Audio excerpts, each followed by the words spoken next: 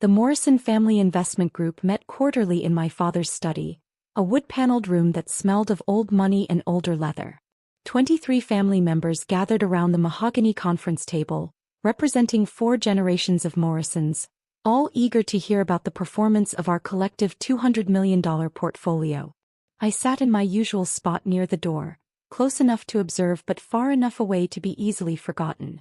Excellent returns this quarter, my brother Marcus announced from the head of the table, standing beside Dad like a prince next to his king. Marcus had appointed himself as the family's unofficial investment spokesperson 3 years ago, right after he'd completed his MBA at Wharton. The portfolio is up 17% year-over-year. Our tech sector allocations are performing particularly well, and our real estate holdings in Austin and Miami have appreciated beyond projections.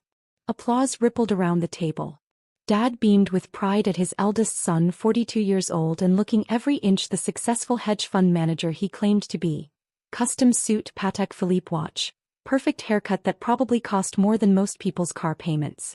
This is what happens when you let professionals manage serious money, Marcus continued, clicking through a PowerPoint presentation on the 70-inch screen mounted on the wall. Amateur investors get emotional, make reactive decisions, chase trends. Professional investors like our team understand market fundamentals, risk-adjusted returns, and portfolio diversification strategies. I sipped my water and said nothing. Around the table, cousins and aunts and uncles nodded along, absorbing Marcus's performance like it was gospel. Most of them had no idea how investment portfolios actually worked. They just knew that their quarterly distributions kept arriving, funding their lifestyles, and Marcus took credit for all of it. Now, Marcus said, his tone shifting to something more serious, we need to discuss portfolio access going forward. There have been some concerns raised about family members who might not fully understand the complexity of our investment strategy trying to get too involved in decision-making. My cousin Jennifer raised her hand.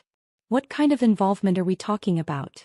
Questions about specific holdings, requests to review individual investment performance, suggestions about sector allocation, Marcus replied.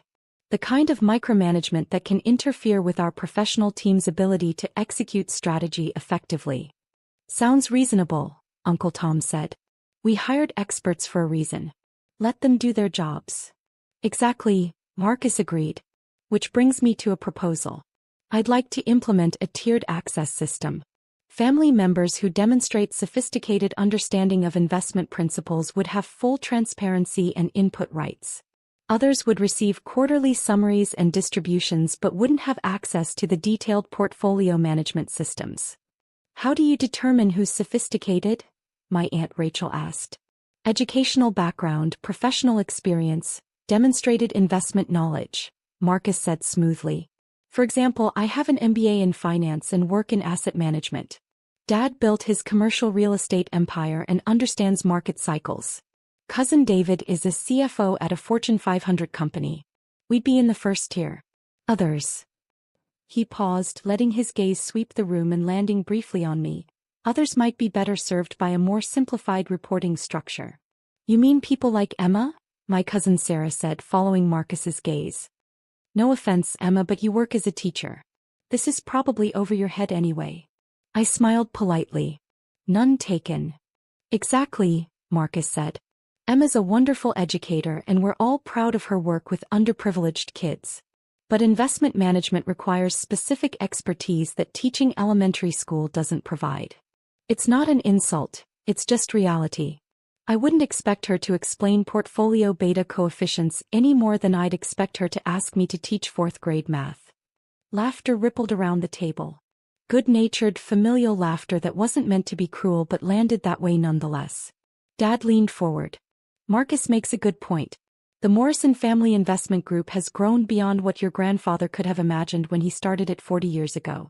$200 million isn't play money. It requires serious oversight.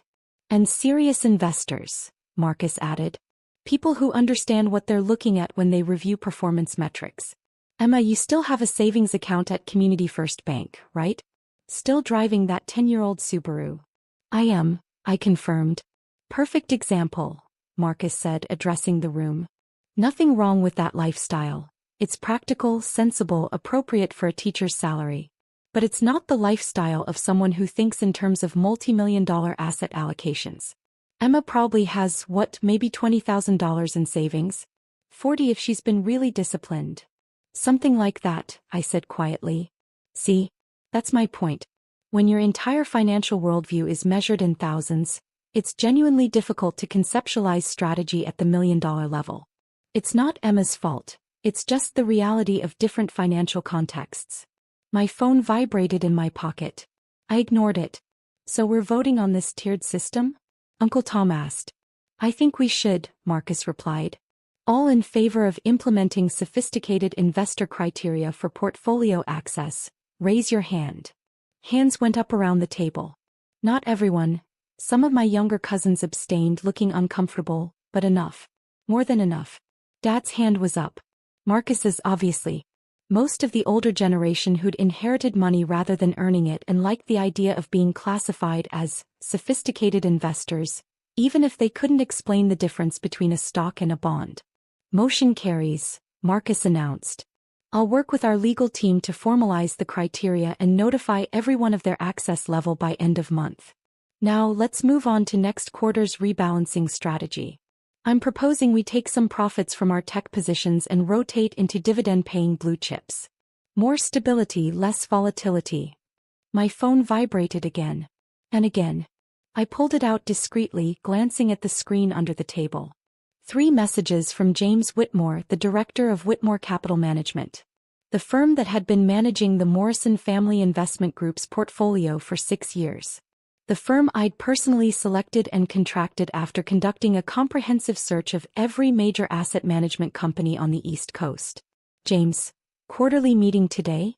How are things? James, need to discuss the Henderson acquisition opportunity. Time sensitive. James. Also, Marcus Morrison just called requesting immediate access to move 50M into a private deal. Flagging for your approval per standard protocols. I read the last message twice, then typed a response. Deny the request. I'll call you in 5 minutes. Marcus was still talking, explaining his rebalancing strategy with charts and graphs that probably looked impressive to people who didn't know that every single recommendation he was making contradicted the long-term strategy we'd actually implemented 6 years ago. The strategy that had generated those 17% returns he was taking credit for. Question, I said, raising my hand. The room went quiet. Marcus looked surprised. I rarely spoke at these meetings. Yes, Emma? He said with exaggerated patience. This rebalancing strategy you're proposing. Moving from tech to dividend stocks. What's the projected impact on our 5-year compound annual growth rate?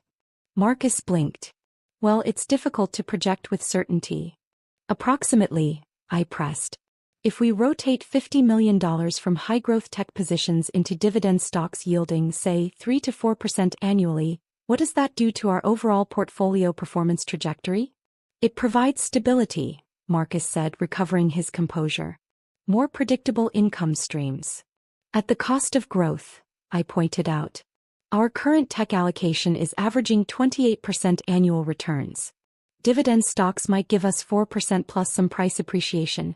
Maybe 8% total if we're lucky. So we're trading 28% returns for 8% returns. That's a significant haircut.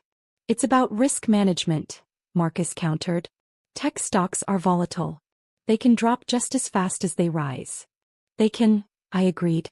But over the 6-year period since the current investment strategy was implemented, our tech positions have consistently outperformed broader market indices. Our Amazon position is up 412%. Apple is up 318%. Microsoft is up 294%. Why would we exit positions that are demonstrably working? Marcus's jaw tightened. Emma, with all due respect, you're reading numbers from quarterly reports without understanding the underlying market dynamics. I understand that we're in a growth phase of the market cycle, I interrupted gently. I understand that inflation is low, interest rates are accommodative, and technology companies with strong fundamentals are benefiting from structural shifts in how businesses operate. I understand that rotating out of our best-performing positions into defensive holdings is exactly the wrong move at exactly the wrong time. You teach 9-year-olds, Marcus said, his patience evaporating. You don't have the expertise to. I have the quarterly reports, I said, which show that every major investment decision made over the past 6 years has generated positive returns, and every suggestion you've made during these family meetings has been politely ignored by whoever's actually managing the portfolio. That's because the management team understands complexity that you don't, Marcus snapped. Or, I said calmly, it's because the management team receives their instructions from someone else. Someone who implemented the current investment strategy and reviews every major decision before execution. Dad held up his hand. Emma, sweetheart, you're out of your depth here. Marcus works in this industry. He understands things that... Dad, Marcus works as a client relationship manager at a mid-sized wealth management firm, I said. He doesn't make investment decisions. He schmoozes clients and plays golf. His job is sales, not portfolio management. How dare you, Marcus started. It's not an insult, I said, echoing his earlier words back to him. It's just reality. You're very good at client relations. You're personable, confident, well-networked.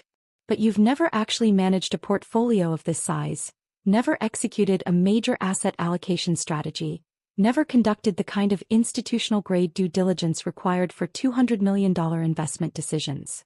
And you have. Marcus demanded. You with your teacher's salary and your tiny savings account and your 10-year-old car? I have, I said simply. The room went completely silent. That's absurd, Marcus said, but something in his voice had changed. Uncertainty creeping in around the edges. I pulled out my phone and dialed James Whitmore's number. Put it on speaker before anyone could object. Emma, James answered on the first ring. Got your message about Marcus's request. I've denied the transfer and flagged it in the system. Thank you, James, I said. I'm actually at the quarterly family meeting right now. You're on speaker. There seems to be some confusion about portfolio management authority. Ah, James said, understanding immediately. Would you like me to clarify the management structure? Please. Certainly. James's voice was crisp, professional, with the authority of someone who managed billions in assets. The Morrison Family Investment Group portfolio is managed by Whitmore Capital Management under a contract established 6 years ago. The sole decision-maker for the portfolio per the terms of that contract is Emma Morrison. She approves all major investment decisions, reviews quarterly performance, and has final authority over asset allocation, manager selection, and strategic direction. Marcus had gone pale. That's impossible. I'm looking at the contract right now, James continued. Signed 6 years ago by Emma Morrison, establishing her as the beneficial owner and sole authorized decision-maker for the $200 million portfolio formerly held by Morrison Family Trust. The trust was dissolved and reconstituted as an individually managed portfolio per her instructions. Emma doesn't have $200 million, Dad said weakly. The Morrison Family Investment Group portfolio currently stands at $234 million, James corrected. Up from the initial $200 million when Emma assumed control 6 years ago. The 17% year-over-year return that Marcus mentioned earlier?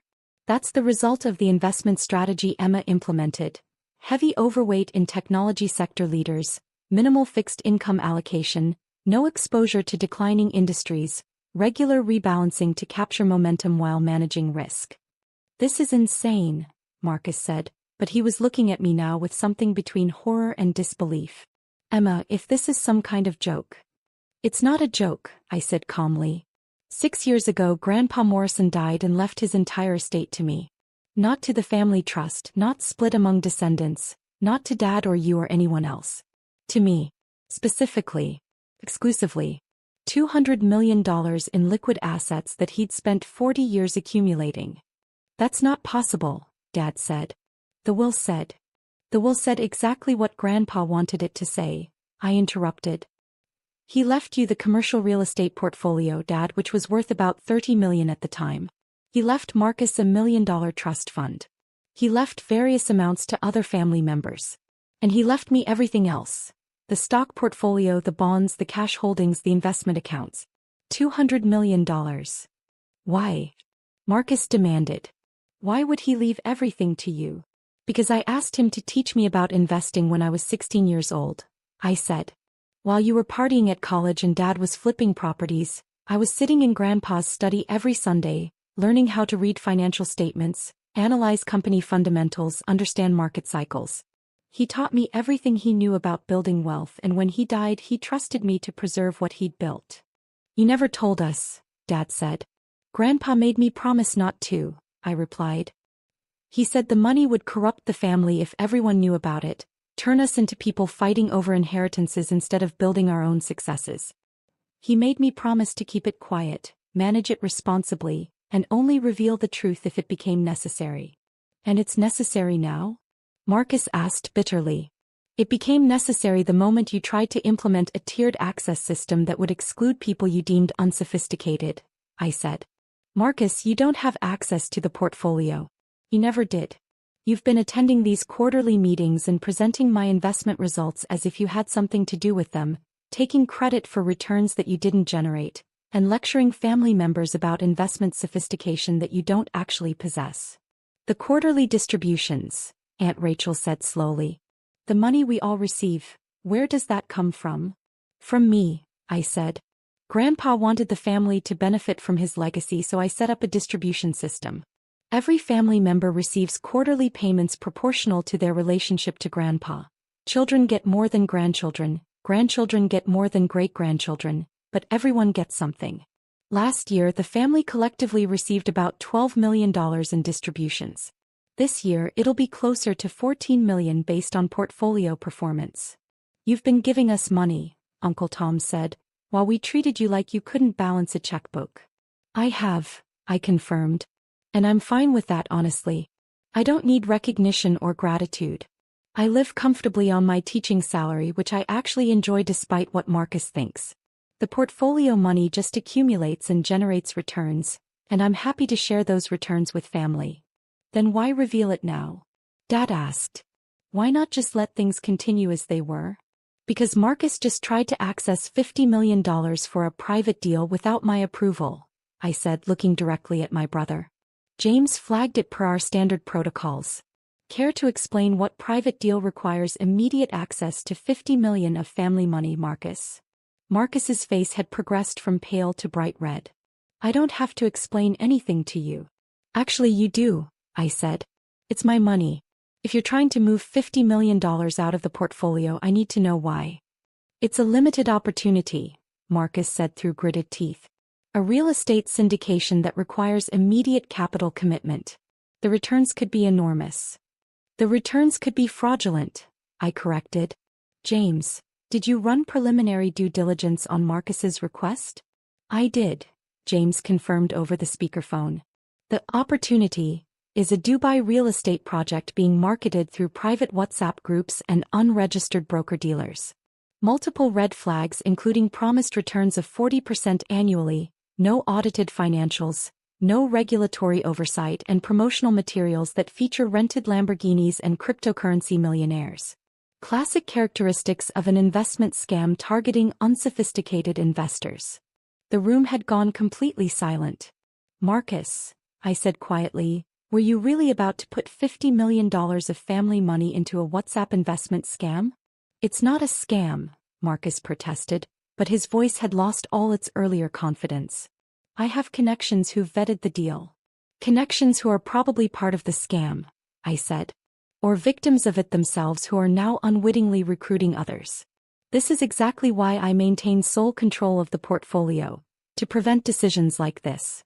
You've been lying to us for 6 years, Marcus said, desperation creeping into his voice. Pretending to be poor, letting us think. I never pretended to be anything, I interrupted. I am a teacher. I do drive a 10-year-old Subaru and bank at Community First. I never claimed to be wealthy or poor. You all just assumed based on my profession and lifestyle. Those assumptions are not my responsibility. But you let us believe them, Dad said. I didn't correct them, I agreed. Grandpa taught me that people reveal their true character when they think you're powerless. He was right. Over the past 6 years, I've watched this family operate, seen who treats people with respect regardless of their apparent status and who doesn't. It's been educational. My cousin Jennifer, who'd been silent throughout the meeting, finally spoke. The quarterly distributions we receive. Can you stop them? I can, I confirmed. The family distribution system is entirely discretionary. I could freeze all payments tomorrow if I wanted to. But you won't, Jennifer said. It wasn't a question. I won't, I agreed. Unless someone gives me a reason to. The distributions continue as long as family members aren't actively trying to sabotage the portfolio or commit fraud with family assets. I wasn't committing fraud, Marcus said weakly. No, you were just being reckless with other people's money while taking credit for returns you didn't generate, I said. Which brings me to my next point. Marcus, you're removed from any advisory role related to the Morrison Family Investment Group, effective immediately.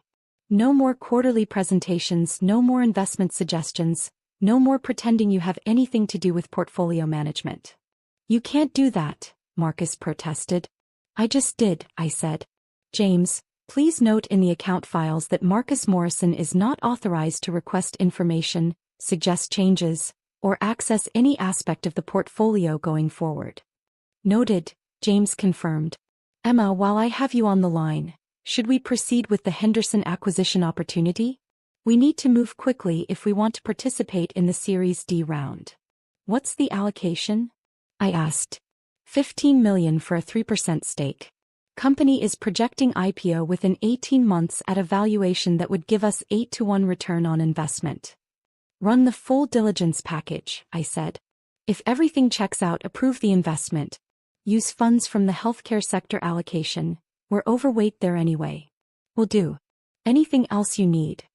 That's all for now, James. Thank you. Always a pleasure, Emma. He hung up. I looked around the table at 23 family members who were seeing me clearly for the first time in 6 years. Or possibly for the first time ever. I want to be clear about something, I said.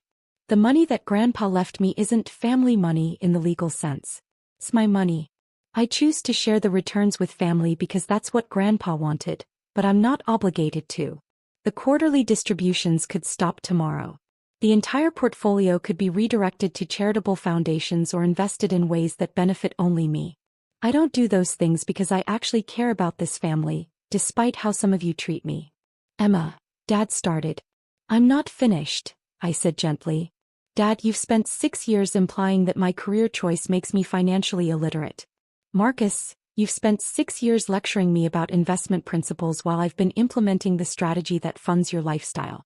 Multiple family members have treated my questions and observations as cute attempts at participation rather than legitimate input from someone who actually knows what they're talking about. We didn't know, Aunt Rachel said. You didn't ask, I replied. Not once did anyone wonder how I could afford to live comfortably on a teacher's salary with no apparent financial stress. Not once did anyone question where the quarterly distributions were actually coming from or who was making the investment decisions that generated them.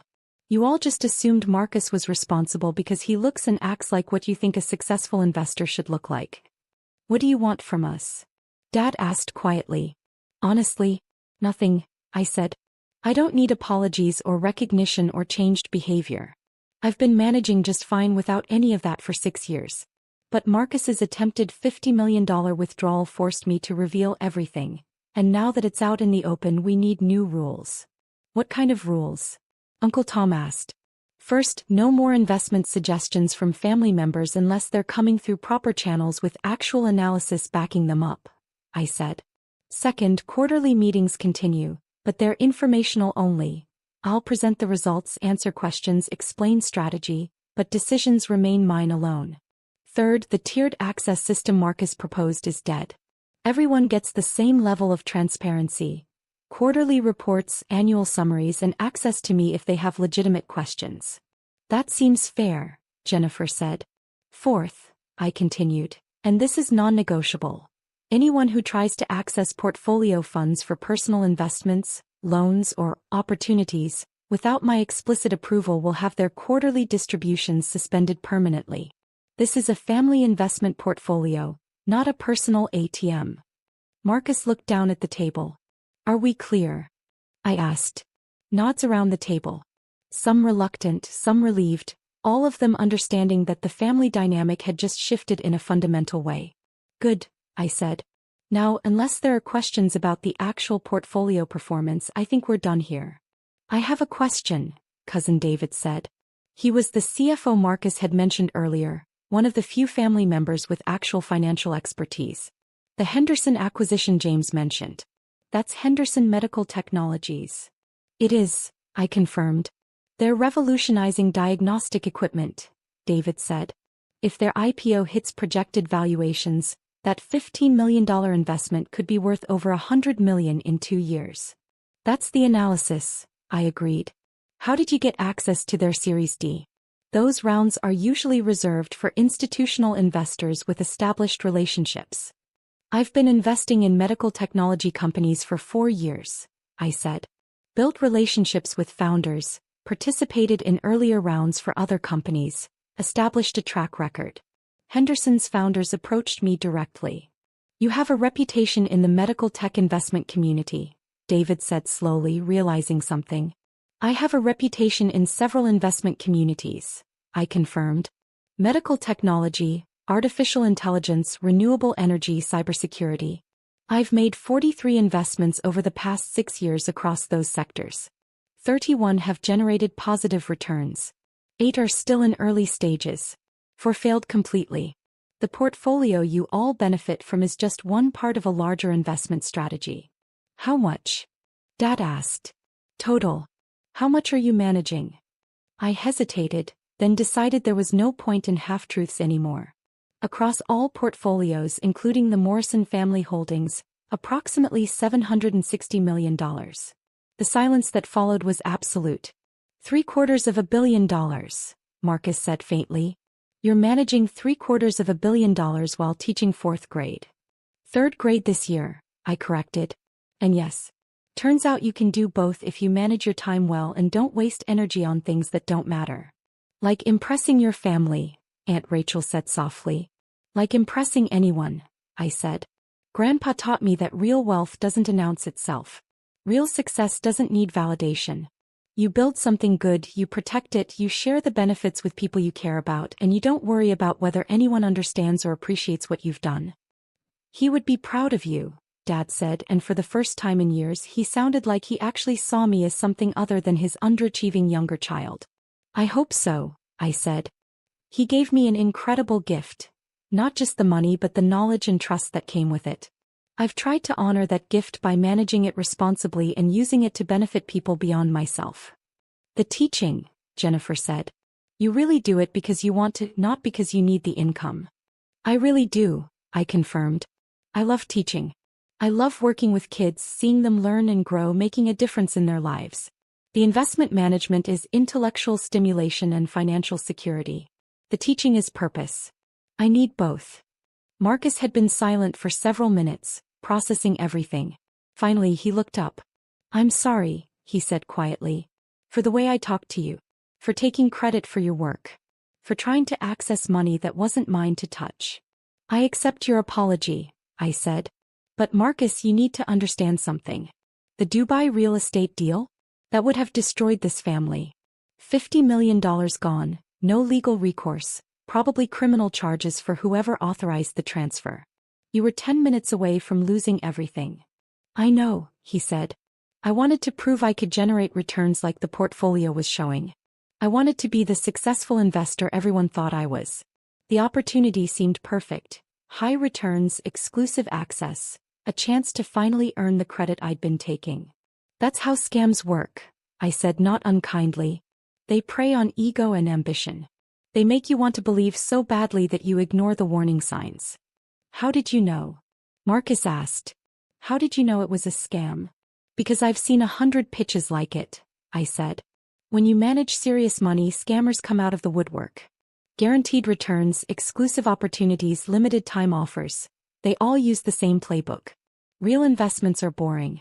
They involve audited financials, regulatory compliance, transparent deal terms, and modest return projections. Anything that promises wealth without risk is lying. So what happens now? Dad asked. With the family, with the portfolio, with everything? Nothing changes operationally, I said. I continue managing the investments, family members continue receiving distributions, life goes on. The only difference is now you all know who's actually doing the work. And Marcus? Uncle Tom asked. Marcus is still family, I said. He still receives his quarterly distribution. He's just not representing himself as the portfolio manager anymore. If he wants to repair his reputation, he'll do it through his actual job, not by taking credit for mine. My phone buzzed. Another message from James. Henderson diligence came back clean. Executing the investment. Also, you have 3 other pitch decks to review when you have time. I need to go, I said, standing up. I have actual investment decisions to make. James will send out the quarterly reports to everyone by end of week. If you have questions about the numbers, email me. If you want to suggest an investment opportunity, send a formal pitch deck and I'll review it. If you need financial advice, I'm happy to help. But the drama ends here. Emma, Dad said as I gathered my things. Your car. Your apartment. Your savings account. Why live like that if you don't have to? Because it's authentic, I said simply. This is who I am, Dad. I'm not interested in luxury cars or penthouse apartments or designer clothes. I'm interested in meaningful work, financial security, and using resources to make the world better. Grandpa's money lets me do all of that without compromise. He chose well, Dad said quietly. He did, I agreed. He saw something in me that most of you missed, not because it wasn't there but because you weren't looking. I walked out of the study and out of the house, leaving behind 23 family members who would spend the rest of the day processing the revelation that the person they'd dismissed as financially unsophisticated had been managing their wealth for 6 years. My phone rang as I reached my car. Catherine Chin, a venture capital partner I'd been working with on a renewable energy project. Emma, just heard you're in on Henderson, Catherine said. Smart move. Their diagnostic platform is going to change the industry. That's the bet, I said, starting the car. What can I do for you? I'm putting together a consortium for a wind farm project in Texas, she said.